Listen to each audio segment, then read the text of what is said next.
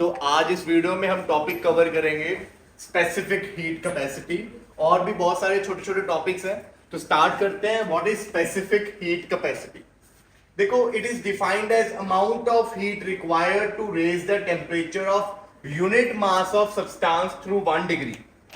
Unit mass का मतलब क्या है कि आपने 1 kg बॉडी ली, किसी भी 1 kg बॉडी का 1 डिग्री टेम्परेचर चेंज करने में कितनी हीट लगेगी, that heat is then called specific heat capacity.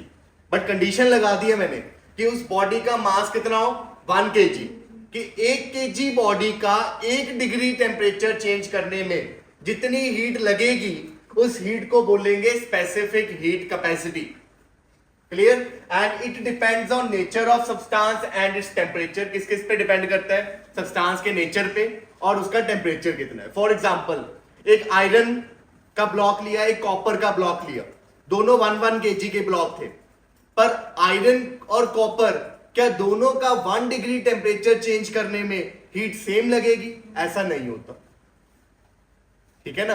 Iron को ज्यादा लगेगी, कॉपर को क्या लग जाएगी, कम लग जाएगी, या कॉपर को ज्यादा लगेगी, आयरन को क्या लगेगी, कम लगेगी। तो ये स्पेसिफिक हीट कैपेसिटी है, जिससे पता लगता है कि 1 kg बॉडी का 1 डिग्री टेम्परेचर चेंज करने में कितनी हीट लगेगी। बार बार मैं 1 kg पे जोर डाल रहा हूं क्योंकि ये जो हीट है this is only for 1 kg। Clear ये चीज? अब इसका जो फॉर्मूला है, तो देखो, अगर कहते हैं कि डेल्टा क्यू हीट चाहिए किसी बॉडी का जिसका मास कैपिटल एम है, उसके टेम्परेचर को डेल्टा टी चेंज करने में कितना मास है, कैपिटल एम मास है बॉडी का, कितनी हीट चाहिए, डेल्टा क्यू हीट चाहिए। कितना टेम्परेचर चेंज करने में, डेल्टा टी। तो कहते हैं उसकी स्पेसिफिक हीट को कैसे लिखेंगे? देखो, स्पेसिफिक हीट को या तो स्मॉल एस से लिखेंगे या स्मॉल सी से लिखेंगे। फॉर्मूला है delta Q by M delta T. ये फॉर्मूला है इसका। m के साथ डिवाइड इसलिए किया क्योंकि मुझे कितने kg का मास चाहिए था, 1 kg, तो इसलिए मास के साथ क्या कर दिया, डिवाइड कर दिया। तो ये चीज, तो ये फॉर्मूला आपको याद होना चाहिए। ठीक है? अब इसके यूनिट्स की बात करें तो यहाँ पे डेल्टा क्यू क्या है, हीट के यूनिट क्या होते हैं। अगर मैं एसआई यूनिट की बात करूं, एसआई में हीट के यूनिट क्या है, जाउल। उसके बाद मास के केजी, टेम्परेचर के केल्विन, तो क्या बन गया, जाउल पर केजी पर केल्विन। तो ये रहा हमारे पास यूनिट। और अगर सीजीएस की बात करें तो हीट का सीजीएस यूनिट कैलोरी होता है, मास का ग्राम आ गया, टेम्परेचर का सेल्सियस ले लिया, तो कैलोरी पर ग्राम पर सेल्सियस। क्लियर ये चीज? अब बच्चों यहां से देखो, अगर मैं यहां से डेल्टा क्यू की वैल्यू को कैलकुलेट करूं, यहां से डेल्टा क्यू क्या आ जाएगा, ये उधर जाके मल्टीप्लाई हो जाएगा, M S delta T. So this is the heat that is required to change the temperature by delta T of m kg body। कि किसी भी, अगर आगे से आपको कभी भी हीट की कैलकुलेशन करनी हो कि किसी m kg बॉडी का डेल्टा T टेम्परेचर चेंज करने में कितनी हीट चाहिए, तो उसके लिए ये फॉर्मूला बन जाएगा। तो ये याद रखना, आगे से कभी भी बॉडी का टेम्परेचर चेंज होगा तो उसको हीट चाहिए, कितनी हीट चाहिए, उसका ये फॉर्मूला होगा एम एस डेल्टा टी, या एस लिख दो या क्या लिख दो, स्मॉल सी। तो यहां पे नीचे मैंने वही लिखा हुआ है, clearly the amount of heat required to raise the temperature of M mass of substance through delta T is M C delta T या M S delta T. Clear ये चीज? जो आपको सी की वैल्यू ज्यादातर दी होती, आपने क्यों निकालना होता है, कितनी हीट चाहिए, ज्यादातर क्वेश्चन में ये निकालना होता है। तो ये याद रखना है आपने कि जब भी टेम्परेचर चेंज होगा बॉडी का तो कितनी हीट चाहिए, that is equal to M S delta T. अब यहां पे वाटर की स्पेसिफिक हीट हम आपको याद ही करवा देंगे क्योंकि कई बार गिवन होती है क्वेश्चन में, कई बार नहीं होती। तो वाटर की स्पेसिफिक हीट होती है 1 कैलोरी पर ग्राम पर केल्विन, मतलब सीजीएस में। एसआई में बच्चों, अच्छा, इसी को किलो कैलोरी में या केजी में भी कन्वर्ट किया होता है। ध्यान से देखो, अगर आपको मास केजी में दिया है तो आप लोगे 1000 calorie KG inverse kelvin inverse. अगर मास ग्राम में है बॉडी का देन आप 1 लोगे, और अगर केजी में है मास देन आप क्या लोगे, 1000। और अगर आपको जो हीट है वो एसआई में है या आपको एसआई में आंसर निकालना है तो आप यहां पे कैलोरी की जगह क्या यूज करोगे, जूल। तो जाउल के लिए कैलोरी को जाउल में चेंज करने के लिए 4.18 के साथ मल्टीप्लाई करते हैं तो क्या आ जाएगा 4180 joule KG inverse kelvin inverse. तो ये कन्वर्जन बच्चों आपको पता होनी चाहिए। कंप्लीट सीजीएस में वैल्यू 1 है क्योंकि कैलोरी ग्राम एंड केल्विन सबको सीजीएस में है। और कंप्लीट अगर हम बात करें एसआई में तो क्या वैल्यू है उसकी 4180 जाउल केजी इनवर्स केल्विन। ये एक बीच का एक इंटरमीडिएट है कि जिसमें हीट कैलोरी में होगी पर मास किस में होगा केजी में। क्लियर ये चीज नोट करना। नेक्स्ट है बच्चों मोलर स्पेसिफिक हीट। जब आप किसी सॉलिड बॉडी की या लिक्विड की बात करोगे तब हम स्पेसिफिक हीट की बात करते हैं। और जब हम गैस का टेम्परेचर चेंज करना हो तो गैस में हम डील करते हैं मोल्स के साथ। तो यहां पे जहां वहां हमने यूनिट मास लिया था यहां पे हम क्या लेंगे 1 मोल लेंगे। ठीक है, सॉलिड और लिक्विड के केस में हमने स्पेसिफिक हीट में बोला था यूनिट मास लेके काम करना है और यहां पे हम 1 मोल लेके काम करेंगे। So it is defined as amount of heat required to raise the temperature of 1 mole of substance through 1 degree. 1 mole substance की 1 डिग्री टेम्परेचर चेंज करने में जितनी हीट यूज होती है उस हीट को बोलते हैं मोलर स्पेसिफिक हीट। क्लियर ये चीज?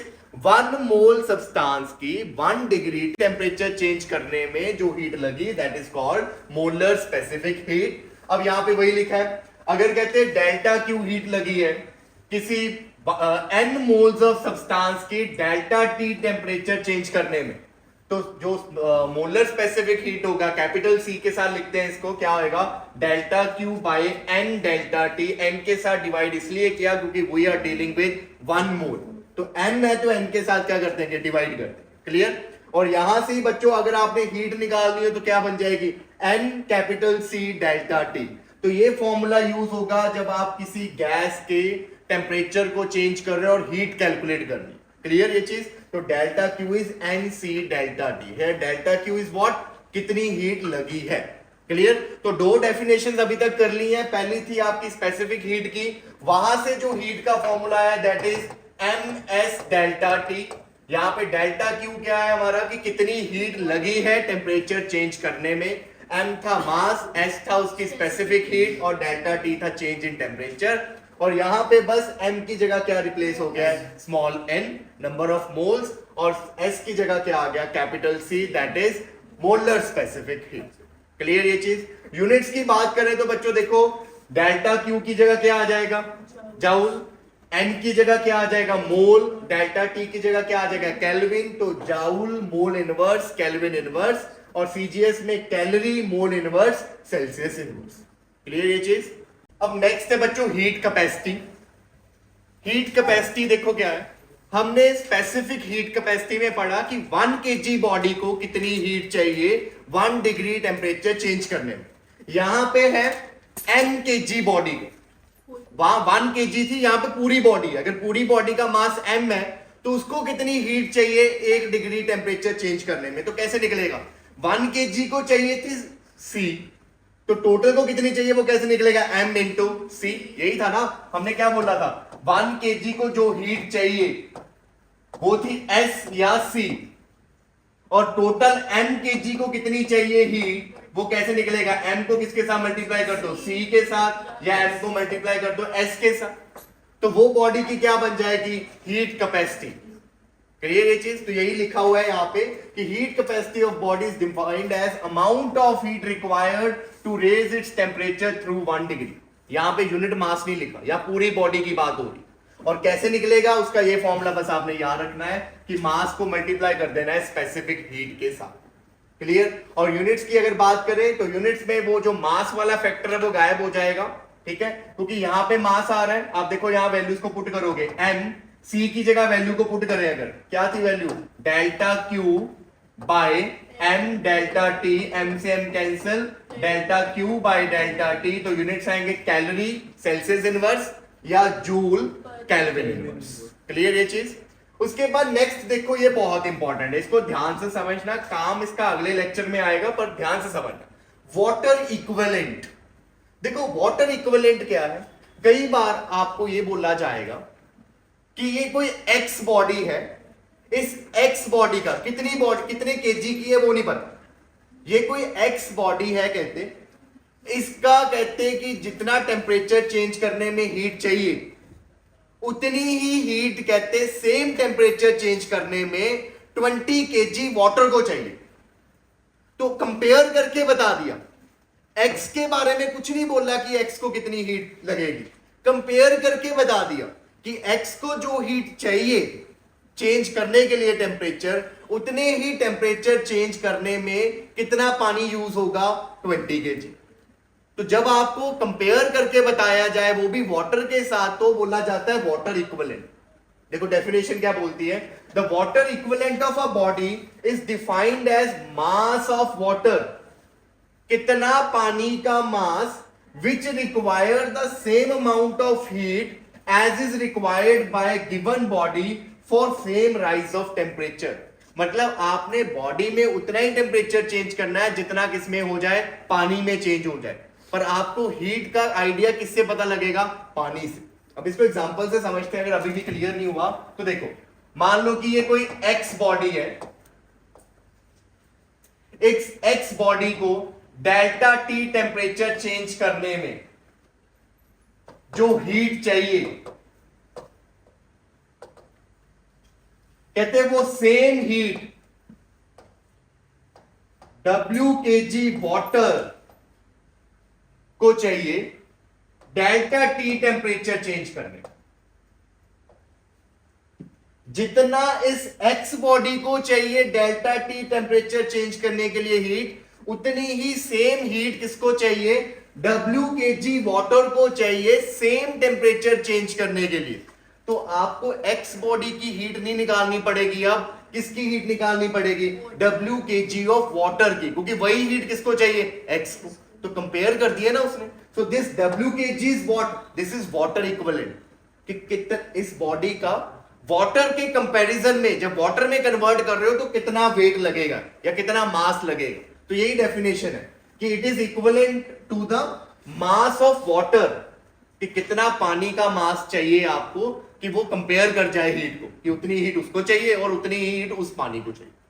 क्लियर ये चीज। अब इसमें जब आप हीट निकालोगे तो आप अब कौन सा फॉर्मूला यूज करोगे, delta Q is M S delta T. Mass किसका लोगे, पानी का। एस भी किसका लोगे, पानी का। डेल्टा टी भी किसका लोगे, पानी का। और हीट निकलेगी किसकी, एक्स बॉडी, क्योंकि जितना पानी को हीट लगेगा उतना ही किसको निकलेगा, एक्स बॉडी को लगेगा। क्लियर। तो कंपेयर करके आंसर निकाल रहे हैं और कुछ, ठीक है, नोट करो। अब नेक्स्ट टॉपिक है बच्चों, चेंज ऑफ स्टेट। तो आप लोगों को पता है, अभी तक आप लोगों को ये पता है, कोई भी मैटर है वो 3 स्टेट्स पे होता है, solid, liquid and gas. But actual में कितनी स्टेट्स हो चुकी हैं, 5। कौन कौन सी, solid, liquid, gas, plasma, Bose Einstein. 5 states होती हैं, solid, liquid, gas, plasma, Bose Einstein. पर आप लोगों के सिलेबस में 3 ही है, तो घबराओ मत, ये 3 ही पढ़नी है अपन इस chapter, solid, liquid and gases. ठीक है। तो देखो चेंज ऑफ स्टेट में क्या होएगा, जब एक स्टेट दूसरी स्टेट में चले जाएगी तो उसी को क्या बोलेंगे हम, change of state of matter. अब किसी भी स्टेट को चेंज करने के लिए हमें हीट चाहिए। क्लियर। तो यहां पे देखो, सबसे पहले एग्जांपल में देखो, when an ice is heated it melt at 0 degree Celsius and convert it into water. On the other hand, if heat is taken out of water, बाहर ले रहे हो हीट मतलब कूल कर रहे हो, तो वाटर को अगर कूल करोगे तो वो फ्रीज हो जाएगी 0 डिग्री सेल्सियस पे और किसमें कन्वर्ट हो जाएगी, आइस में। तो यहाँ पे जब आइस वाटर में जा रहा है तो हीट कर रहे हो, जब वाटर आइस में आ रहा है तो नीचे क्या कर रहे हो, कूल कर रहे हो। Clear. The process of changing the solid state into liquid state is known as melting. And on the other hand, process of changing liquid state into solid state is known as fusion. Clear? उसके बाद temperature at which solid state of substance changes into liquid state is known as melting point of substance. ये भी पता है, जब solid liquid में convert होता है उस temperature को बोलते हैं हम melting point. और if water is heated, it boils at 100 degree Celsius. गर्म करोगे पानी को आप तो बॉयल होगा 100 डिग्री में और किसमें कन्वर्ट हो जाएगा, स्टीम में। और स्टीम कौन सी स्टेट होती है, gaseous state. On the other hand, अगर आप स्टीम को ठंडा करोगे, उससे हीट बाहर लोगे, तो वो किसमें कन्वर्ट हो जाएगी, स्टीम ठंडी होके कंडेंस हो जाएगी और पानी में पानी में कन्वर्ट हो जाएगी, ठीक है। तो वाटर को अगर आप हीट करोगे तो स्टीम बन रही है, स्टीम को अगर आप कूल करोगे तो क्या बन रहा है, water. Clear. And the process of this changing of liquid into gases is known as vaporisation. And जो उल्टा प्रोसेस है इसका, मतलब changing of gases state into liquid state, उसको क्या बोलते हैं, कंडेंसेशन। उसके बाद temperature at which liquids change into the gaseous state is called boiling point. Melting boiling तो पता ही है, ठीक है ना। मेल्टिंग में आप क्या करते हो, सॉलिड टू लिक्विड, और बॉइलिंग में आप लिक्विड टू गैसियस। क्लियर ये चीज। अब यहां पे जो मेन चीज है ना, वो ये वाली चीज थी, it melt eight 0 degree Celsius and convert into water. जब आइस मेल्ट होती है तब टेम्परेचर 0 ही रहता है, और पानी में कन्वर्ट होके भी टेम्परेचर 0 ही रहता है। मतलब आइस बनती भी 0 पे और मेल्ट भी कितने पे होती है, 0 पे ही होती है। ऐसे ही स्टीम बनती भी 100 डिग्री सेल्सियस पे है, वाटर से स्टीम, और स्टीम से वाटर आते वक्त भी टेम्परेचर कितना होता है, 100 डिग्री सेल्सियस। ऐसा क्यों होता है वो हम आगे पढ़ेंगे। क्लियर ये चीज। Effect of temperature with time during change of state. अब क्या, एक एक्सपेरिमेंट किया आपको। एक्सपेरिमेंट ने मैंने एक बीकर लिया, उसके नीचे लैंप लगा दिया, ठीक है। उसको हमने क्या किया, बीकर को हीट कर रहे हैं। कौन सा लैंप लगाया है, बल्ब वाला लैंप नहीं लगाया हमने, ठीक है। कौन सा लैंप लगाया है, स्पिरिट लगा दी, गर्म करना है उसको अपा, ठीक है। स्पिरिट लैंप लगा दिया, हाँ स्पिरिट लैंप लगा दिया। तो हम उसको गर्म कर रहे हैं, गर्म कर रहे हैं। स्टार्टिंग में क्या था, मेरे पास आइस थी, उस बीकर में बहुत सारी आइस थी, उसमें थर्मामीटर लगाया हुआ आइस थी, तो टेम्परेचर नोट किया कितना होगा, 0 डिग्री सेल्सियस। हमने क्या किया, हीट देते गए, टाइम नोट करते गए। हमने देखा जो आइस है वो धीरे धीरे मेल्ट हो रही है, तो मेल्ट होने में टाइम तो लेगी, तो टाइम बीत रहा है। बट हम थर्मामीटर में देख रहे हैं टेम्परेचर 0 का 0 ही है। आइस मेल्ट हो रही है, पानी में धीरे धीरे कन्वर्ट हो रही है, सारी नहीं हुई मेल्ट, थोड़ी थोड़ी मेल्ट हो रही है। टेम्परेचर अभी भी कितना है, 0 डिग्री सेल्सियस। तो टाइम बीत रहा है, टेम्परेचर अभी भी कितना है, 0। और इस स्टेज में क्या हो रहा है, melting of ice into water. Once the ice is completely melted into water, पूरा पानी बन गया। उसके बाद अब हीट जो जा रही है वो पानी की टेम्परेचर को क्या करेगी, चेंज करेगी। पानी का टेम्परेचर देखो ऐसा प्रोसेस चलेगा। आइस जो थी वो 0 डिग्री सेल्सियस में थी, उसको जब हीट मिली तो वो किस में कन्वर्ट हो गई, वाटर में। और during the change of state temperature क्या रहता है, सेम रहता है। यहां पे ये बार बार पॉइंट को हाईलाइट कर रहा हूं कि जब स्टेट चेंज होती है टेम्परेचर चेंज नहीं होता। उसके बाद वाटर अब कब तक गर्म हो सकता है, जब तक उसका टेम्परेचर कितना ना हो जाए, 100 डिग्री सेल्सियस। तो अब इसको दोबारा से हीट देंगे, हम हीट देते रहेंगे और इसका टेम्परेचर क्या होता रहेगा, बढ़ता रहेगा। तो ऐसे राइज कर रहा है, टाइम भी बीत रहा है, टेम्परेचर भी क्या हो रहा है, बढ़ता जा रहा है। वाटर 100 पे पहुंचा, इसके बाद हमने इसको हीट दिया, तो ये किस में कन्वर्ट हो जाएगी, स्टीम में। जब ये स्टीम में कन्वर्ट होगी तो इसका टेम्परेचर कितना रहेगा, 100 डिग्री सेल्सियस। तो आप देखो यहां पे, अब ये किस में कन्वर्ट हो रहा है, स्टीम में कन्वर्ट हो रहा है, बट टाइम बीत रहा है, टेम्परेचर कितना है, सेम। कितना है ये टेम्परेचर, 100 डिग्री सेल्सियस। क्लियर ये चीज। तो 0 से आइस जब वाटर में गई, एक तो तब नहीं चेंज हुआ टेम्परेचर, और जब वाटर 100 डिग्री सेल्सियस से 100 डिग्री स्टीम में गई तब भी जो है वो टेम्परेचर चेंज नहीं होता। तो ये ट्रांजिशन हमेशा याद रखना। क्वेश्चन आएगा आपको एक ऐसा, वो क्वेश्चन में ऐसे होगा, ध्यान से देखना। आइस जो है वो कहेंगे -10 डिग्री सेल्सियस में है, स्टीम में कन्वर्ट करो 120 डिग्री सेल्सियस में। तो पहले तो आइस को हीट देंगे, स्टीम तक जाने के लिए हीट देनी पड़ेगी। आइस को हीट देंगे, पहले आइस -10 से कितने तक जाएगी, 0 तक जाएगी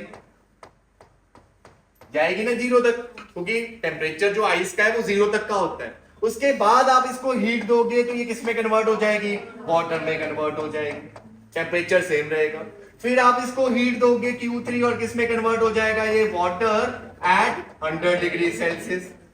अब 100 से ज्यादा नहीं जा सकता, अब क्या होगी, स्टेट चेंज होगी। तो यहां पे आप इसको फिर से हीट दोगे तो ये स्टीम में कन्वर्ट होगी, कितने डिग्री, 100 डिग्री। और उसके बाद हमने तो कितने पे जाना था 120, तो आप इसको और हीट दोगे जिससे ये किसमें कन्वर्ट होगा स्टीम एट 120 डिग्री। तो ये बस आपने सीखा, क्लियर ये चीज। और यहां पे मैंने यही लिखा हुआ है कि भी जब आपने देखा स्टेट चेंज हो रही है, टाइम बीत रहा है पर टेम्परेचर चेंज नहीं हो रहा, तो लास्ट में बस we conclude that temperature does not change during melting of ice and boiling of water. In other word, temperature of substance does not change during the change of state of substance. कि जब भी कोई substance अपनी state change करता है उसका temperature change नहीं होता। क्लियर ये चीज, किसी को कोई डाउट? नोट कर। अब इसका रीजन सुनो, ऐसा होता क्यों नहीं स्टेट चेंज वक्त टेम्परेचर चेंज नहीं होता? अब देखो, जब स्टेट चेंज नहीं हो रही, टेम्परेचर चेंज हो रहा है, उस टाइम पे जो हीट यूज होती है उससे क्या होता है कि जो अंदर हमारे पास सब्सटेंस में मॉलिक्यूल्स हैं उनकी काइनेटिक एनर्जी बढ़ जाती है, ठीक है, थर्मल काइनेटिक एनर्जी वो बढ़ेगी तो उससे टेम्परेचर बढ़ता है। थर्मल काइनेटिक एनर्जी बढ़ने से किसी भी बॉडी के टेम्परेचर क्या हो जाता है, बढ़ जाता है। तो जब स्टेट चेंज नहीं होती, जो हीट मिल रही है उस हीट से क्या होता है, उनकी थर्मल काइनेटिक एनर्जी बढ़ जाती है जिससे उनका टेम्परेचर क्या हो जाता है, बढ़ जाता है।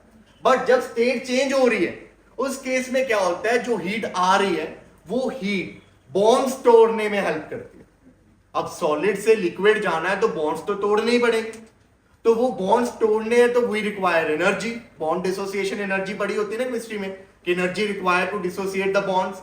तो उस केस में जो वो हीट यूज हो रही है वो बॉन्ड्स तोड़ने में यूज हो रही है, इसीलिए काइनेटिक एनर्जी बढ़ती नहीं है, और काइनेटिक एनर्जी अगर बढ़ेगी नहीं तो टेम्परेचर भी नहीं बढ़ेगा। क्लियर ये चीज? तो during the change of state जो एनर्जी यूज हो रही है वो क्या करती है, बॉन्ड्स ब्रेक करती है, और जिसके कारण काइनेटिक एनर्जी नहीं बढ़ती, hence temperature of the substance remain same. पर जब स्टेट नहीं चेंज हो रही उस केस में हीट क्या कर रही है, काइनेटिक एनर्जी बढ़ा देती है, जिससे क्या होता है, सब्सटेंस का टेम्परेचर बढ़ जाता है। तो this is the basic cause. Clear? Next topic है बच्चों, effect of pressure on melting point. तो प्रेशर के साथ मेल्टिंग पॉइंट पे क्या इफेक्ट पड़ता है, इस टॉपिक में हमने वो कवर करना है। तो उसके लिए देखो एक एग्जांपल रखी है हमने यहाँ पे, रेजुलेशन। रेजुलेशन क्या होता है, देखो यहाँ पे ध्यान से समझना। हमारे पास यहाँ पे एक बहुत बड़ी आइस की टुकड़ी है, ठीक है, टुकड़ा बोलेंगे, आइस का टुकड़ा है यहाँ पे, पीस ऑफ आइस। इसके ऊपर मैंने क्या किया, ऐसे एक बहुत बड़ा आइस का टुकड़ा है हमारे पास, मेरे पास एक क्या थी, यहाँ पे रोप थी, रोप के दोनों तरफ से मैंने क्या किया, वेट अटैच कर दिया और इसके ऊपर ऐसे रख दिया, ऐसे एक वेट इस तरफ एक वेट इस तरफ। धीरे धीरे क्या करेंगे, ये वेट उसको खींचेंगे, तो ये जो रोप है ये आइस को ऐसे बीच में से ऐसे चीरती हुई कहां आएगी, नीचे की तरफ, क्योंकि वो वेट उसको नीचे खींच रहा है ना, रोप ऐसे, और ये वेट उसको ऐसे खींच रहा है, तो वो आइस को ऐसे चीरती हुई धीरे धीरे क्या आएगी, नीचे आएगी। इसको थोड़ी देर के लिए छोड़ देना, थोड़ी देर के बाद आप देखोगे ये नीचे गिर जाएगी, बट आइस अभी भी पूरी सिंगल पीस में होगी। जादू हो गया, ये नीचे भी गिर गया but still ice is in a single piece. अगर नीचे गिरा है तो आइस के तो 2 पीस हो जाने चाहिए थे, पर ये सिंगल पीस में। अब ऐसा क्यों होता है, क्योंकि प्रेशर से मेल्टिंग पॉइंट कम हो जाता है। ध्यान से सुनना ये चीज, प्रेशर से मेल्टिंग पॉइंट क्या हो जाता है, कम हो जाता है।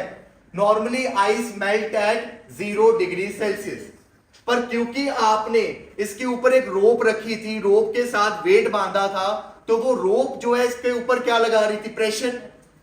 रोप जो है वो आइस के ऊपर प्रेशर लगा रही थी, जिसके कारण आइस का मेल्टिंग पॉइंट 0 से भी क्या हो गया, कम हो गया। तो आइस जल्दी क्या कर जाएगी, मेल्ट कर जाएगी। आइस मेल्ट कर जाएगी, मेल्ट करके जो पानी होगा, आइस ने पानी में कन्वर्ट होना है, जो पानी होगा वो रस्सी के ऊपर ही रहेगा, क्योंकि जैसे ही वो आइस से नीचे हो जाएगी, वो हमारी जो रोप है, जैसे ही वो आइस से नीचे नीचे जाएगी, पानी तो ऊपर रह जाएगा।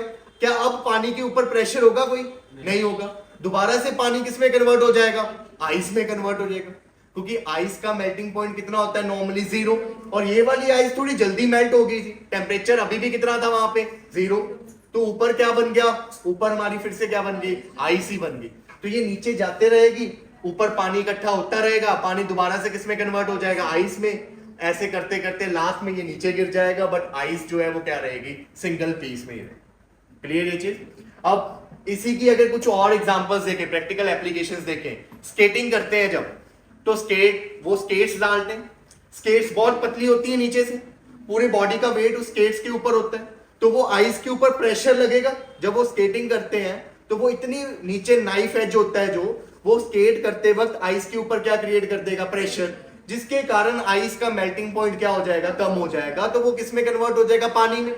पानी के कारण वो क्या कर जाते हैं, आगे स्लाइड कर जाते हैं, और जैसे वो आगे स्लाइड करते हैं वो पानी दोबारा से किस में कन्वर्ट हो जाती है, आइस। तो वो फील्ड पूरा आइस का आइस से रहता है, बट हम सब भी क्या होते हैं, उस पर स्लाइड कर रहे हैं। क्लियर, ये चीज समझ लग गई। अब यहां पे देखो, ये बहुत इंपॉर्टेंट पॉइंट है कंपटीशन वाले बच्चों के लिए स्पेशली। मेल्टिंग पॉइंट ऑफ दो substances which expand on melting.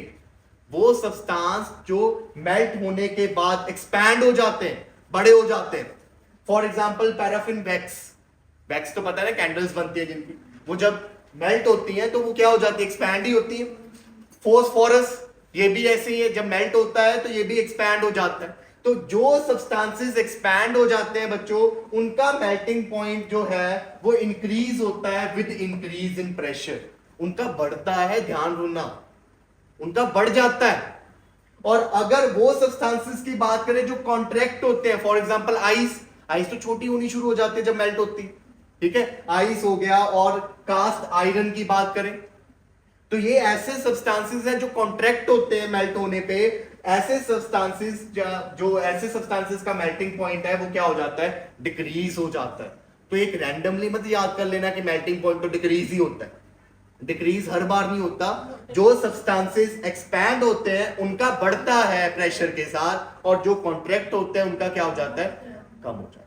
For example में पैराफिन वैक्स बहुत बार आती है एमसीक्यूज में। पैराफिन वैक्स का क्या होता है, बढ़ जाता है, और वो आइस का क्या हो जाता है, कम हो जाता है। क्लियर ये चीज। अब नेक्स्ट है बच्चों, effect of pressure on boiling point.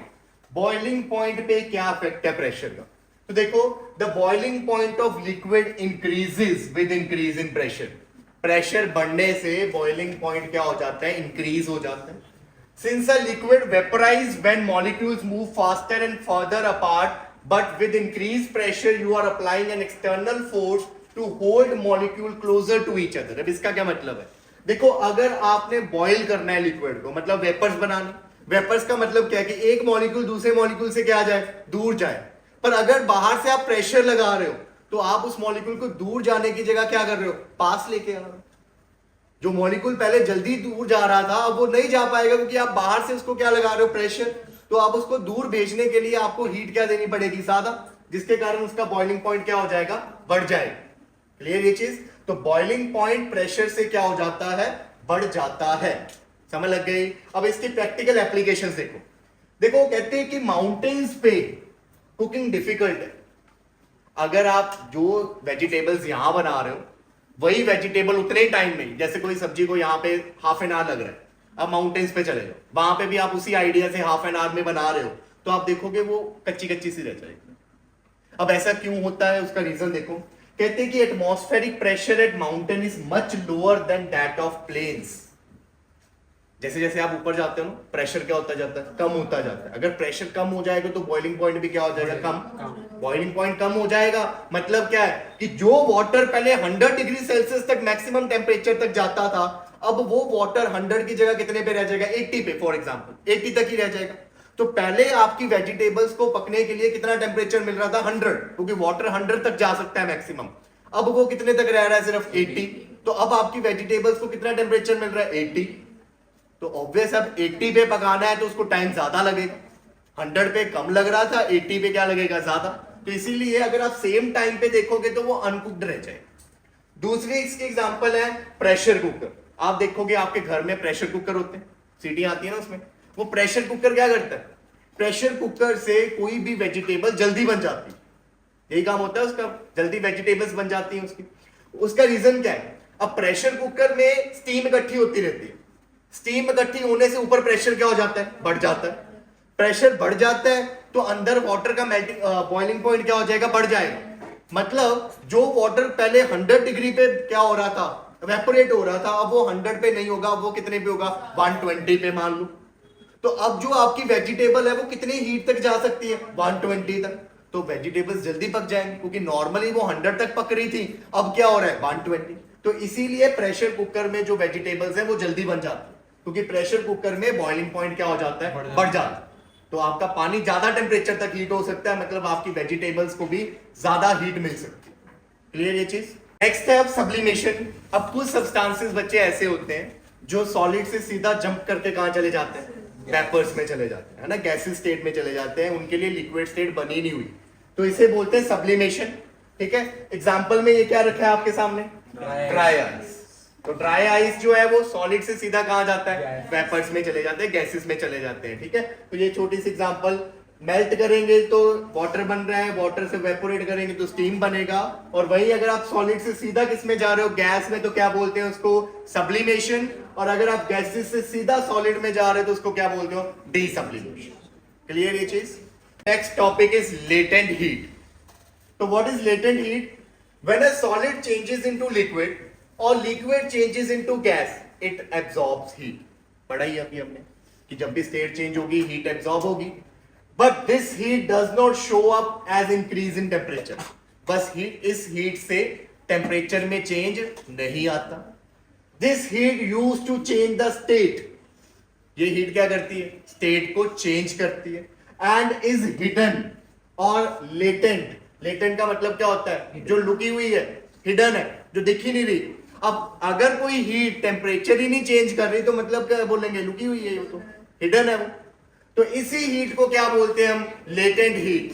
जो हीट क्या करती है, स्टेट को चेंज करती है। ठीक है, the amount of heat required to change the state of unit mass बोल दिया फिर मैंने कि 1 kg बॉडी, 1 kg या 1 ग्राम, यूनिट मास कर लो, 1 kg बॉडी की कितनी हीट चाहिए at constant temperature and constant pressure कि उसकी स्टेट क्या हो जाए, चेंज हो जाए, उसे हम क्या बोलेंगे, लेटेंट हीट। समझ लगी ये चीज कि स्टेट चेंज करने में जितनी हीट चाहिए 1 kg बॉडी को at constant what, pressure and temperature, उसमें पे क्या बोलेंगे, उसको हम लेटेंट हीट। प्रेशर का कांस्टेंट होना जरूरी है क्योंकि अभी आपने पढ़ा प्रेशर बढ़ेगा या कम होगा, उससे बॉइलिंग और मेल्टिंग पॉइंट क्या हो जाता है, चेंज, तो उससे लेटेंट हीट भी क्या हो जाएगी, चेंज हो जाएगी। क्लियर ये चीज। अब उसके बाद देखो यहां पे कहते हैं अगर m मास की बॉडी है, क्लियर, उसको कहते हैं कि एक स्टेट से दूसरी स्टेट तक चेंज करने के लिए Q हीट चाहिए, तो यहां पे जो हीट स्टेट चेंज करने में यूज होगी वो हीट निकलेगी Q is equal to m into L, where L is your latent heat Q by M। समझ लगी ये चीज। तो स्टेट चेंज करने के लिए हीट का ये वाला फॉर्मूला यूज होगा, और टेम्परेचर चेंज करने के लिए कौन सा होता था, एम एस डेल्टा टी। दो ही हीट यूज होनी है पूरे चैप्टर में, स्टेट चेंज करने के लिए एम इंटू एल और टेम्परेचर चेंज करने के लिए M S delta T. S क्या था, स्पेसिफिक हीट, एल क्या है, लेटेंट हीट। क्लियर ये चीज। अब यहां पे देखो एल क्या आ गया, क्यू बाई एम, यूनिट्स लिखने हैं, क्यू के यूनिट्स क्या आएंगे, जूल, एम का केजी, तो जूल पर केजी, या सीजीएस में कैलोरी पर ग्राम। क्लियर हो गया ये चीज, समझ लग गई। Now there are two types of latent heat, one is corresponding to solid to liquid and one is corresponding to liquid to vapour. तो first is latent heat of fusion, the amount of heat required to change the state of unit mass of substance from solid to liquid. जब solid से liquid में convert होना है उस case में जो latent heat use होती है उसको क्या बोलते हैं, लेटेंट हीट ऑफ फ्यूजन, तो उसको हम LF लिखेंगे। और दूसरी है हमारी लेटेंट हीट ऑफ वेपराइजेशन, जब आपने किस स्टेट में जाना है, वेपर में जाना है, लिक्विड से जब आप वेपर में जाओगे उस केस में जो लेटेंट हीट यूज होती है that is called latent heat of vaporisation. समझ लगी। मतलब यहां पे जो Q होगा that is equal to MLF और यहां पे जो होगा that is equal to MLV। Clear ये चीज, समझ लग गई।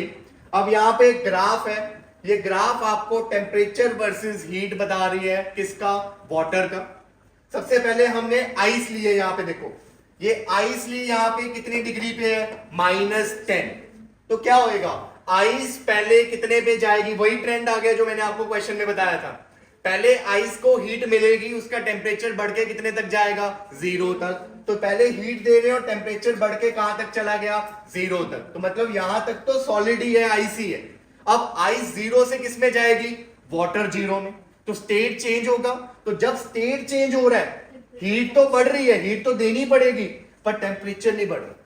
तो आपको हीट तो देनी पड़ रही है, जिससे क्या हो रहा है, मेल्टिंग हो रही है। क्लियर? यहाँ पे स्टेट क्या हो रही है, चेंज हो रही है। और वाटर के केस में आप लोग ये याद रखना आप कि latent heat of fusion for water is 80 calorie per ग्राम। ठीक है, तो latent heat of fusion for water या for ice is 80 calorie per ग्राम। उसके बाद अब यहां से आइस किस में कन्वर्ट हो चुकी है, वाटर में, 0 डिग्री सेल्सियस वाला। अब वाटर क्या होएगा, वाटर हीट लेगा और कितने तक पहुंचेगा, 100 तक। तो यहां पे हीट दे रहे हैं और टेम्परेचर बढ़ता जा रहा है, और इस केस में यहां तक बढ़ता गया जब तक वाटर कितने पे आ गया, 100 डिग्री सेल्सियस। अब आगे क्या होएगा, water will convert into vapours, कितने डिग्री पे, 100 डिग्री सेल्सियस। तो इस टाइम पे हीट तो लग रही है पर टेम्परेचर नहीं बढ़ रहा, क्योंकि स्टेट चेंज करते वक्त टेम्परेचर क्या रहता है, सेम। और कितनी लगती है वेपराइजेशन में, वाटर के केस में 540 calorie per gram. Once it convert into vapours, अब आगे हीट दोगे तो वो वेपर्स का क्या होएगा, टेम्परेचर बढ़ता जाएगा। समझ लगी ये चीज? So look at this example. Calculate the heat required to convert 3 kg of ice at minus 12 degrees Celsius kept in a calorimeter to steam at 100 degree Celsius. Calorimeter क्या होता है ये आप अगले लेक्चर में पता लगेगा आपको। ठीक है, कैलोरीमीटर अभी तक ऐसे मान के चलो कि एक बीकर है, एक ऐसा बीकर है जिसमें से हीट बाहर नहीं निकल सकती, अंदर ही रहेगी सारी की सारी। ठीक है, तो हमारे पास कैलोरीमीटर में आइस पड़ी है, कितने पे पड़ी है, -12 डिग्री सेल्सियस। तो आइस पड़ी है -12 डिग्री सेल्सियस पे, और कन्वर्ट किसमें करना है, स्टीम में कन्वर्ट करना है, कितने पे, 100 डिग्री सेल्सियस। क्या आइस सीधा स्टीम में जाएगी, नहीं जाएगी। पहले आइस किस में जाएगी, वाटर में, फिर वाटर टू स्टीम। तो देखो सबसे पहले आइस जो है -12 डिग्री सेल्सियस पे है। आइस का सबसे कम टेम्परेचर कितना होता है, सबसे ज्यादा जिसपे वो एग्जिस्ट करती है, 0 डिग्री। तो पहले आप इसको हीट दोगे, Q1 हीट दोगे, जिससे ये कन्वर्ट होगी आइस कौन से डिग्री पे, 0 डिग्री पे। सीधा आइस वाटर में नहीं जाएगा। First ice will convert to ice जो कितने टेम्परेचर वाली है, 0 वाली है। फिर उसके बाद आप हीट दोगे आइस को, जिसके कारण क्या होएगा, ये आइस किस में कन्वर्ट हो जाएगी, वाटर में। और हमने पढ़ा था कि जब स्टेट चेंज होती है टेम्परेचर क्या रहता है, सेम। तो यहाँ पे वाटर का टेम्परेचर कितना रहेगा, 0 डिग्री सेल्सियस। उसका अगला स्टेप क्या होएगा बच्चों, वाटर फिर क्या होएगी, हीट करेंगे वाटर को। वाटर सीधा स्टीम में नहीं जाती, वाटर पहले क्या होएगा, मैक्सिमम टेम्परेचर तक जाएगी, 100 डिग्री तक। तो वाटर पहले चला हीट होके 100 डिग्री सेल्सियस तक, सीधा नहीं कन्वर्ट करना पानी को स्टीम में। पहले मैक्सिमम टेम्परेचर जितने तक वो गर्म हो सकता है पहले करो, 100 तक कर दिया। अब वाटर किस में कन्वर्ट होगा, स्टीम में कन्वर्ट होगा, कितने डिग्री वाली, 100 डिग्री वाली। तो हमने लास्ट यहीं पे तो करना था। तो अब काम करते हैं, सबसे पहले Q1 कैलकुलेट करना है। तो जब हमने Q1 कैलकुलेट करना है तो देखो अब ध्यान से समझना, Q1 कौन सी हीट है, जो आइस की टेम्परेचर चेंज कर रही है। और जब टेम्परेचर चेंज होगा फॉर्मूला होगा ms डेल्टा T। समझ लगी ये चीज? तो m मास कितना है हमारे पास, 3 kg बोला उसने, तो मास केजी में है। देखो ध्यान से, अब मास अगर केजी में है, एस क्या था, स्पेसिफिक हीट। किसकी स्पेसिफिक हीट, आइस की। यहां पे देखो आइस की स्पेसिफिक हीट में मास किसमें है, केजी में। तो हम भी मास किसमें लेंगे, केजी में। तो यहाँ पे फॉर्मूला लगाया ms डेल्टा टी, मास की जगह आया 3, एस की जगह बच्चों आया 2100, और डेल्टा टी क्या है, चेंज इन टेम्परेचर। अब देखो टेम्परेचर यहाँ पे किसमें है, केल्विन में। हमें किसमें गिवन है, सेल्सियस में। केल्विन में टेम्परेचर का चेंज और सेल्सियस में टेम्परेचर का चेंज क्या रहता है, सेम रहता है। तो इसका मतलब कितना चेंज हुआ, देखो फाइनल कितना है, 0। ध्यान देना ये चीज को, final minus initial. Final temperature is 0 minus initial is -12। तो ये बन गया 3 इंटू 20, 100 इंटू 12। यहां पे इसको सॉल्व करो, कितना आंसर आएगा, फटाफट सॉल्व करो इसे। 75600। तो आंसर आया 75600। तो फर्स्ट जो है प्रोसेस में इतनी हीट लगी। अब बात करते हैं सेकंड प्रोसेस की, Q2 की। तो सेकंड प्रोसेस में देखो, अब आइस से किस में कन्वर्ट हो रहे हैं, वाटर में। तो ये जो हीट है बच्चों ये क्या चेंज कर रही है, स्टेट। और जब स्टेट चेंज होती है तो हीट का formula m into L, where L is what, latent heat. यहाँ पे कौन सी वाली लेटेंट हीट होगी, लेटेंट हीट ऑफ फ्यूजन, क्योंकि आइस किस में जा रही है, वाटर में। तो यहाँ पे m इंटू एल डाला, फिर देखेंगे एल को, तो लेटेंट हीट ऑफ फ्यूजन में मास किसमें, केजी में, अपा भी मास किसमें पुट करेंगे, केजी में। तो यहाँ पे 3.35 इंटू 10⁵ मल्टीप्लाई करो और इसका भी आंसर बताओ। 10.05 इंटू 10⁵5 10.05 इंटू 10⁵5 पावर्स को ओपन करते हैं, ठीक है। तो ये बना 1005, दो डेसिमल से दो पावर कट गई, बची कितनी, 3 zeros। तो 3 zeros इसके पीछे लगा दी, ठीक है। तो दिस इज Q2। तो Q1 भी नोट करके साइड पे लिख लो, Q2 भी नोट करके साइड पे लिख लो। अगली बारी है Q3 की। तो Q3 को जरा ध्यान से देखो, Q3 में क्या हो रहा है, अब वाटर का टेम्परेचर चेंज हो रहा है। इसका मतलब यहां पे भी कौन सी हीट लगेगी, ms डेल्टा टी। मास उतना ही रहेगा, क्योंकि आइस अगर वाटर में कन्वर्ट हुआ तो मास तो उतना ही रहेगा पानी का। तो यहाँ पे मास की जगह 3, S कौन सा आएगा, पानी का। हीट कैपेसिटी किसकी आएगी, पानी की। पानी की 4186 इंटू चेंज में यहाँ पे फाइनल 100 है, इनिशियल 0 है, तो 100 माइनस 0 इज 100। सॉल्व करके आंसर बताओ इसका भी। 12,558 इंटू 100 पूरा करके बताओ। 12,55800 12,55800 12,55800, ठीक है। तो ये आया बच्चों Q3। अब लास्ट है Q4 की बारी। तो Q4 में अगर आप देखो तो Q4 में स्टेट चेंज हो रही है। आप वाटर से किस में जा रहे हो, स्टीम में। तो यहाँ पे फॉर्मूला लगे m into L V, vaporisation वाली लेटेंट हीट। तो मास यहाँ पे 3 रहेगा बच्चों, और वेपराइजेशन वाली लेटेंट हीट जो स्टीम वाली है देखो 2.256 इंटू 10⁶, इसे भी करो सॉल्व। 6768000, ठीक है। तो बच्चों अब आपके पास चारों हीट्स आ गई हैं, Q1, Q2, Q3, Q4। उसने बोला था टोटल हीट कितनी लगेगी, तो टोटल हीट के लिए आप क्या करोगे, सारी हीट्स को प्लस कर दो, Q1, Q2, Q3, Q4, और मुझे बताओ कितना आंसर आया इसका। 9104400। So this is your final answer. Look at this question. The specific heat of substance at temperature T degree Celsius is S equal to AT square plus BT plus C. तो इस question में बच्चों जो specific heat है वो constant है, sorry वो variable है, वो T पे डिपेंड कर रहा है। S equal to AT square plus BT plus C। अभी जो आपने पिछला क्वेश्चन किया था उसमें स्पेसिफिक हीट कांस्टेंट थी, पर इसमें स्पेसिफिक हीट वेरिएबल है। और आपसे बोला गया calculate the amount of heat required to raise the temperature of m gram of substance from 0 degree Celsius to T degree Celsius. तो आपने बताना है कितनी हीट लगेगी बॉडी का टेम्परेचर 0 से कितने तक जाने के लिए, T डिग्री। तो देखो बच्चे, अगर तो स्पेसिफिक हीट कांस्टेंट हो तो उस केस में आपका हीट का जो फॉर्मूला होता है वो होता है simple ms delta T. But in case of variable specific heat आप हीट ऐसे निकालोगे, इंटीग्रल ms dt, ठीक है, स्मॉल t फॉर टेम्परेचर, और यहाँ पे लिमिट आएगी, इनिशियल लिमिट, यहाँ पे क्या आएगी, फाइनल लिमिट। समझ लगी ये चीज, वेरिएबल और कांस्टेंट में ये थोड़ा सा डिफरेंस होगा। तो अब हम नीचे वाला फॉर्मूला लगा रहे हैं, देखो ms dt limit 0 degree Celsius से कहां तक, T नॉट तक। क्लियर ये चीज। अब यहाँ पे m एज सच रहेगा, s की जगह वैल्यू पुट कर देते हैं अपन, AT square plus BT plus C, साथ में dt आ गया, लिमिट 0 से लेके बच्चों T नॉट आ गई। उसके बाद आपको पता है कि मास तो कांस्टेंट है, इंटीग्रेशन से बाहर आ जाएगा, यहाँ पे अंदर ब्रैकेट में हो जाएगी इंटीग्रेशन। तो इंटीग्रेशन का रूल क्या होता है, एक पावर ऐड हो जाती है और वही पावर नीचे डिवाइड हो जाती है। यहाँ पे 2 पावर है तो एक पावर ऐड हो जाएगी तो 3 हो जाएगा, और 3 के साथ ही नीचे ये क्या हो जाएगा, डिवाइड हो जाएगा।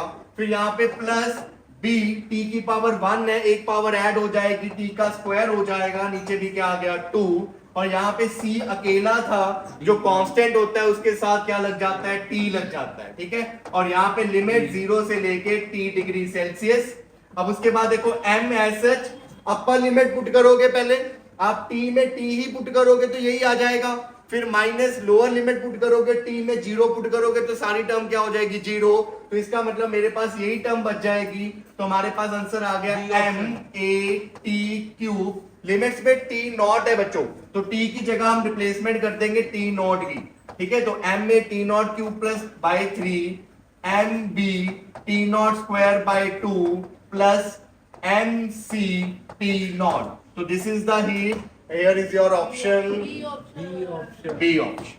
क्लियर ये चीज, तो this is the question based on variable specific heat, तो ये कंसेप्ट भी इसी क्वेश्चन में कवर हो जाएगा।